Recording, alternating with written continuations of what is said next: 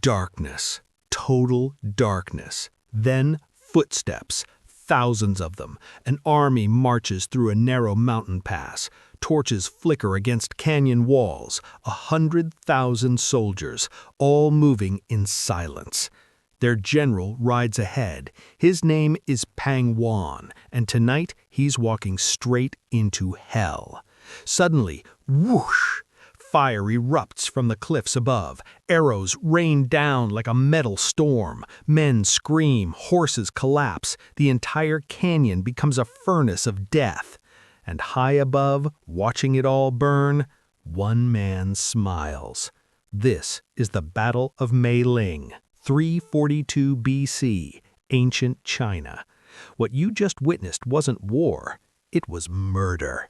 Calculated, precise, brutal, and it was designed by one of history's most terrifying military minds.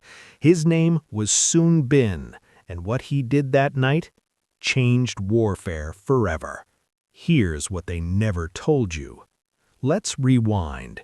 20 years earlier, two boys, best friends, training together under the same master. Their names Sun Bin and Pang Wan. They studied the art of war, strategy, tactics, how to win battles before they even begin. But here's the problem. Pang Wan was good, Sun Bin was better, and Pang Wan knew it. Years pass, they graduate, both become military strategists. Pang Wan gets hired by the Kingdom of Wei. He rises fast, becomes a general, leads armies, wins battles.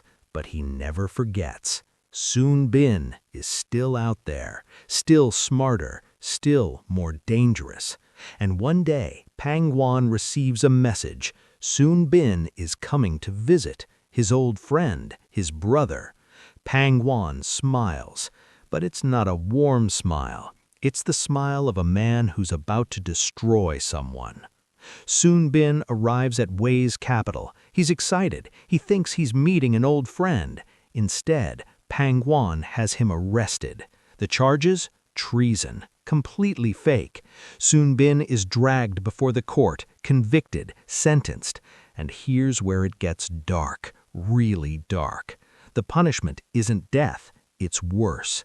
They carve out his kneecaps, both legs destroyed. He'll never walk properly again. Then they tattoo his face, mark him as a criminal, a traitor. This is Pang Wan's masterpiece. He doesn't kill Sun Bin. He humiliates him, cripples him, makes sure he can never be a general, never lead armies, never be a threat. Sun Bin is thrown into a cell, forgotten, left to rot. Pang Wan returns to his palace. He's won, or so he thinks. You're not ready for this next part. Months pass. Sun Bin sits in that cell, broken, shattered, but his mind still sharp. One day, a diplomat from the kingdom of Qi visits Wei. His name is Tian Ji, a military commander. He hears about this prisoner, this disgraced strategist, and something doesn't add up. He visits Sun Bin in secret. They talk, and within 5 minutes, Tian Ji realizes the truth. This man isn't a criminal, he's a genius. Tian Ji makes a decision. He smuggles Sun Bin out of Wei, hides him in a coffin, ships him across the border into Qi. Sun Bin is free. But he's not the same man anymore. His legs are ruined, his face is scarred, and his heart filled with something cold, something calculating, revenge. Sun Bin arrives in Qi. The king hears about this crippled strategist and is skeptical. How can a man who can't even walk lead my armies? Sun Bin doesn't need to walk, he just needs to think. Tian Ji becomes his student, his arms and legs on the battlefield, and together they start planning. Not just battles, something bigger. See, Sun Bin knows Pang Wan, knows how he thinks, his pride, his arrogance, his weaknesses, and Sun Bin is going to use every single one. Here's where the real game begins. First, they need to provoke Wei. So Qi attacks one of Wei's ally states. Pang Wan is furious. He mobilizes his army, 100,000 men, the strongest military force in China. He marches towards Qi's capital, but Sun Bin doesn't meet him head-on. Instead, he does something brilliant. He retreats. And as he retreats, he leaves behind campfires, lots of them, 100,000 campfires on the first night. Pang Wan's scouts report back. They have a massive army, just as big as ours. Pang Wan slows down, cautious. The next night, Sun Bin's army retreats again, but this time only 50,000 campfires. Pang Wan's scouts report half their army deserted. Pang Wan grins. They're afraid. They're falling apart. Third night, only 30,000 fires. Pang Wan laughs. They're running like cowards. We can catch them. He takes his fastest troops, leaves the rest behind, and chases Sun Bin's fleeing army straight into the mountains, straight into the trap. What happens next will make you speechless. There's a place called Mei Ling, a narrow mountain pass, steep cliffs on both sides, only one way through. Sun Bin knew Pang Wan would chase him. He knew Pang Wan's arrogance would blind him, so he prepared. Days earlier, Sun Bin sent soldiers into Mei Ling. They cut down a massive tree right in the middle of the pass, and on that tree they carved words Pang Wan would need a torch to read.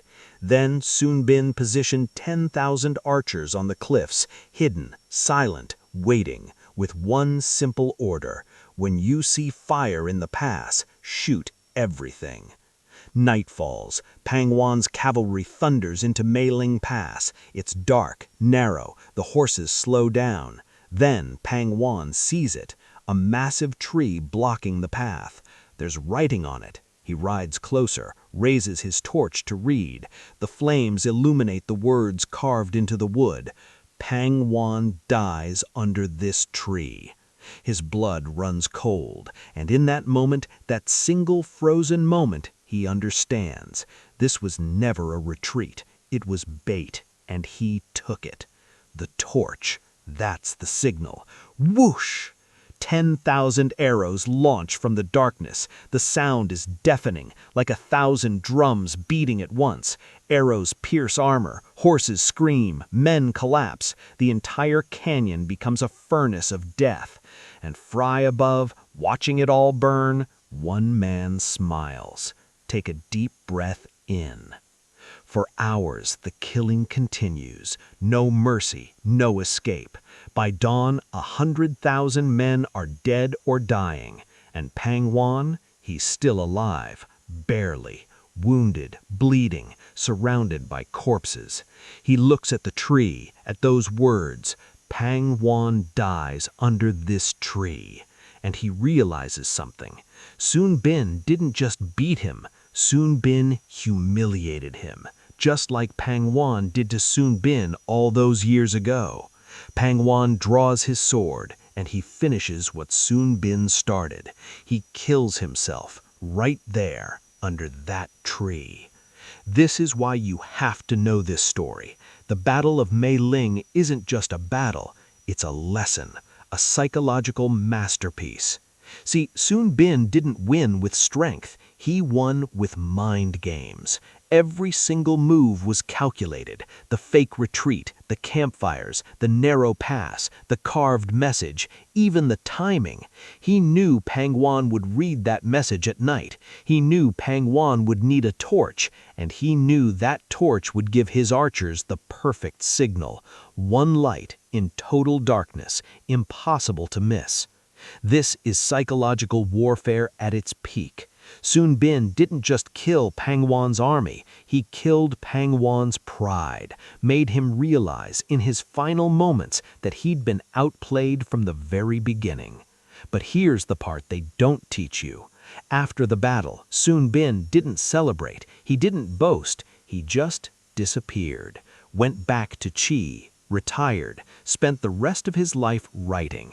He wrote a military strategy book. It's still studied today, thousands of years later. This truth flips the whole narrative. People think The Art of War by Sun Tzu is the ultimate strategy book, and it is. It's brilliant. But Sun Bin, who many historians think might have been related to Sun Tzu, took those ideas even further. He proved that the greatest weapon isn't a sword, it's the mind. You can destroy an entire army without ever meeting them face to face.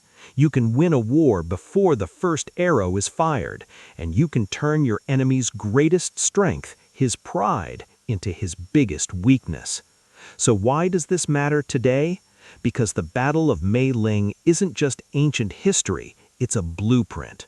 Modern military academies study it, tech companies study it, business leaders study it. The tactics Sun Bin used, misdirection, psychological manipulation, turning your opponent's assumptions against them, are still used today, in boardrooms, in politics, in war.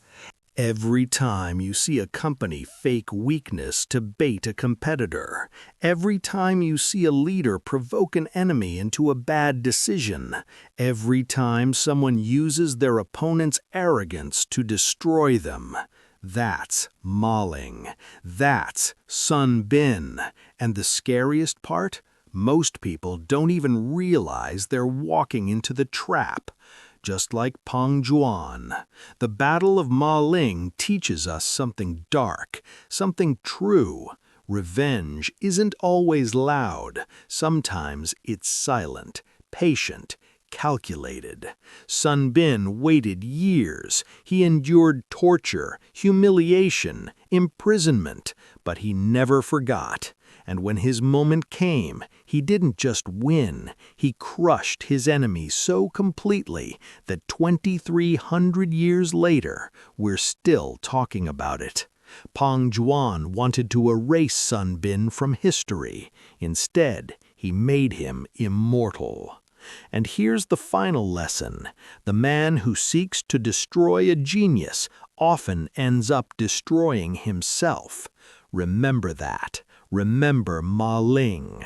If you thought this was dark, wait until you hear about the Battle of Cannae, where one general killed 70,000 men in a single afternoon, using nothing but patience and a simple circle. That story's next, but first, hit that subscribe button, because history's darkest moments, they're the ones no one wants you to know.